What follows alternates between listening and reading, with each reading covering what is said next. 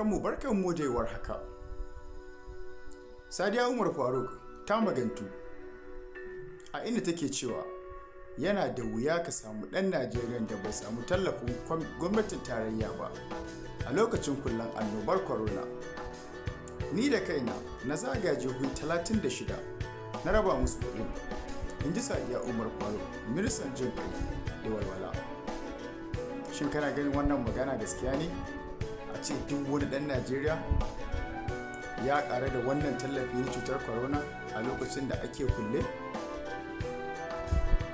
Wasu dai 'yan Najeriya suna ganin cewar wannan yaudara ce kawai. Wasu kuma suna bayyana ra'ayinsu cewar ta dai bai waɗanda ta ba kuɗin, ko kuma sun san inda suka yi da kuɗin.